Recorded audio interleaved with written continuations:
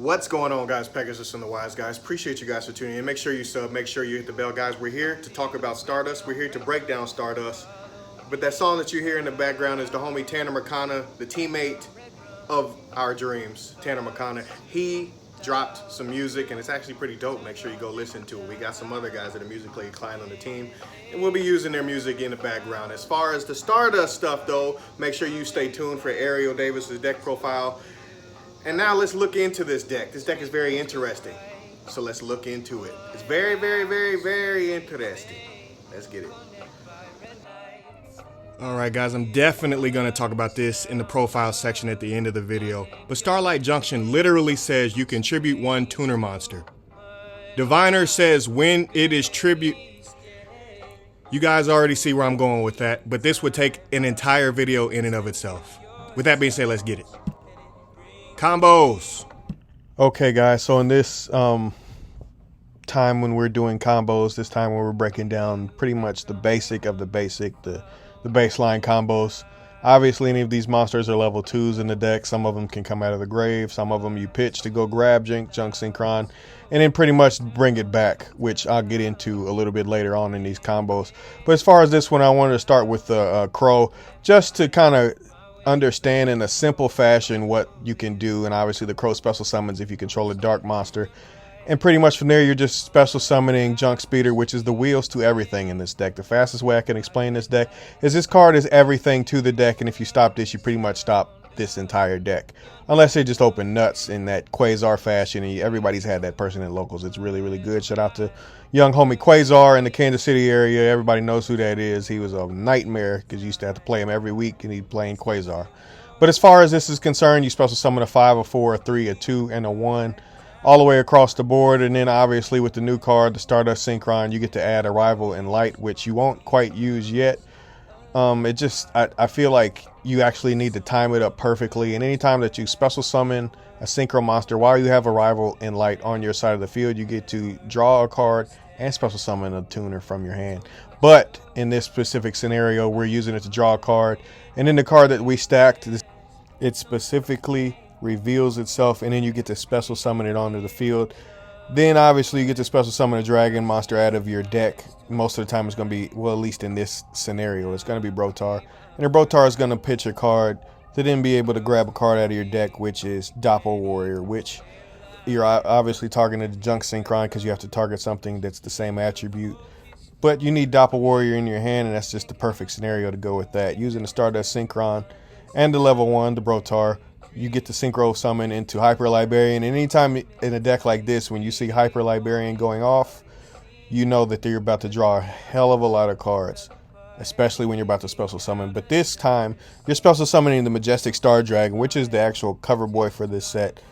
The card is very, very impressive, and it's the most powerful level 11. I think it's a better card than Star Eater on paper, obviously. But I'll just leave it that it's pretty strong. It's really, really strong actually.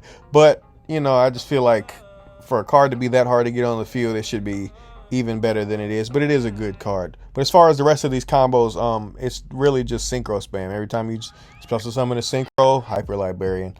Thank goodness that the card is at 1. I wouldn't even mind if the card was banned, because you know Hyper Librarian is actually nuts.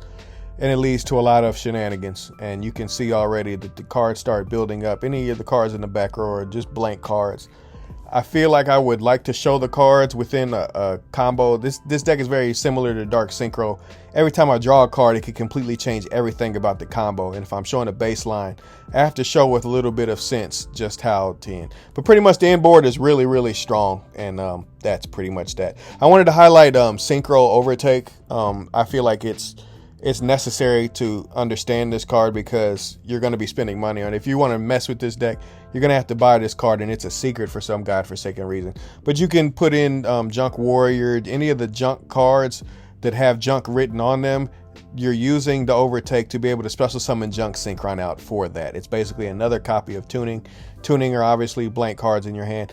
After you normal summon a Doppel Warrior, it's pretty much the same thing, guys. Again, as I said before in the first combo, Junk Speeder is the wheels to everything.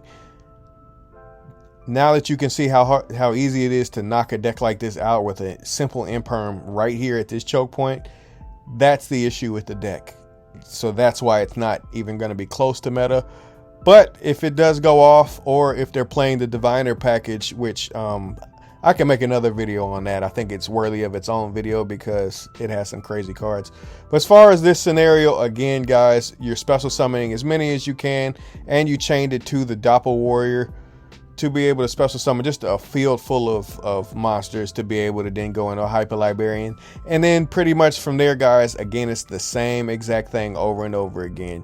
You're pretty much manipulating levels, special summoning Doppel Warrior, special summoning the cards out of the deck, the Stardust card, the new Stardust SYNCHRON that just came out. From here, you're drawing cards. Again, I'm putting them in the back row just to show that they're blank, but you're just continuously drawing. I don't feel like you want to activate Arrival and Light until after you special summon Rose Maiden, for the simple fact that you can draw the card and have enough monsters on the field to be able to facilitate the plays that you want to. As far as this combo is concerned, Black Garden is made specifically for Doppel Warrior because the token that goes to their side of the field is an 800 monster. Therefore, you can get it out. You can get it out by blowing up the Black Garden and blah blah blah blah blah. You get where I'm going with that.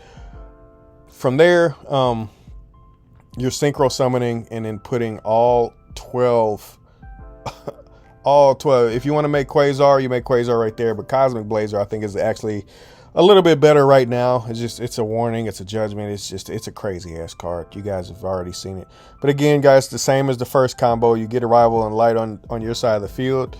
Then when you synchro summon, you draw a card. You draw that card after you stack it, and you summon Brotar. Brotar kicks a card into your hand to with the same type and all that stuff. Then you add Junk Synchro. It's the same thing all over and over and over and over again. This is pretty much the wheels to everything. It's just about knowing how to synchro summon and having enough board space, I guess. Sometimes you've watched a bad player mess their board up, or they leave too few of zones, or they put something in the wrong zone with link monsters or something.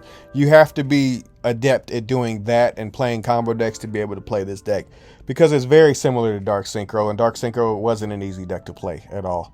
I don't think I ever played it in competitive play, but I watched it enough to know exactly what's going on. But again, guys, that combo I was talking about earlier, Black Garden, 800 monster is special summon to their side. Doppel Warriors are 800. Therefore, that's why you play this combo in this deck. This is my opinion. I feel like it's necessary to and very, very pertinent to play it. But again, you're just special summoning the Doppel Warrior because it equals the token, and you're blowing up the token. I can't do it on that side of the field. And the Black Garden to then be able to do that. And then again, you're special summoning, shooting, Majestic, Star Dragon.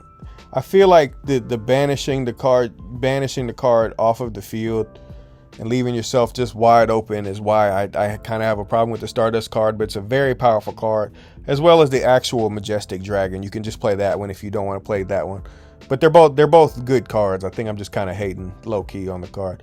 But this combo, again, is just synchro spam, and I feel like it's at a slow enough speed that you can kind of ignore what the hell I'm talking about and really look into the combos. I feel like it's important to completely explain this deck because there's so much going on, and being able to start the combo the same way is really, really easy to understand. And then it's a lot of nonsense going on, and it can change on the drop of a dime and with every card that you draw. So in this last test hand, I wanted to show okay, what if I open one of these other cards? What if I don't open up the same card every time? This is why you have to play a card like Junk Converter, because it's basically even more copies of Tuning and more copies of Synchro Overtake. But it's pretty much the same thing. You get to add Junk Synchron into your hand, and then normal summon and be able to pull the converter back onto the field. And the card Satellite Synchron, that will be explained a little bit later, is a level 2 tuner that can spam itself. And then again, it's the same thing over and over and over again. You're dropping the Junk Speeder, special summoning back cards onto the field, and in this particular combo, you are making Arclight on the 5th summon every single time. If you need to see it again, go back and watch it again, and then skip back forward to the 948 mark. Okay, welcome back. Literally, guys, every time that you do the combo, if you can open a hand like that where you can get to Arclight, you can make the Arclight, and if you can keep synchro summoning after that, all you have to do is basically draw a card, and then all hell is going to break loose with the deck anyway, because all you have to do is, again, get to the Rival and Light kind of wombo combo to get you all the way to the Brotar, to be able to pitch a card to add a Doppel Warrior, and then it's the same thing repeating itself. You have to focus on baselines within combo decks like this. Trying to figure out every single card and every single scenario is not going to happen until you play in live games or really sit down and play basically solitaire with a deck like this. And this deck is most definitely solitaire, because if it starts to roll, well, your opponent's just going to sit there for a while. And this combo, again, drawing off a Hyper Librarian repeatedly. But in this particular scenario, I wanted to show what happens with the Excel Synchron, being able to drop its level. I dropped it all the way to a 1, and then being able to do that to summon Shaman onto the field. Also do the same combo again with the Rose Maiden and draw a card with Hyper Librarian. Remember, you can hide Hyper Librarians. I forgot to put the tokens in attack every single time. Okay, forgive me for that, guys. Okay, here I also have to highlight something. With Metal Marcher, you basically have like way more combos, but there's so many options and so many cards within your extra deck that like there's not enough space, and you have to pretty much figure out what the meta is if you actually wanted to play a deck like this to be able to understand what in the world is going on. As you can see with most old Quasar Wombo Combo Synchro decks, though, you saw the insane amount of cards in my hand. At the end of that replay, that's what this deck can do when it's rolling. And again, every single card that you draw can quickly change everything about what you're doing. It's that easy, because some of these cards can spam out of the hand, out of the graveyard, from the deck. You know, there's just a lot going on. There's stacking of the deck, kind of like Lavavo Chain type stuff. Obviously, you don't have to play Quibbolt, obviously. If you wanted to play hand traps in here, this is just like I'm only going in one direction. That's how I build the combo decks, and then I'll always take like irrelevant cards out and put in the important hand traps.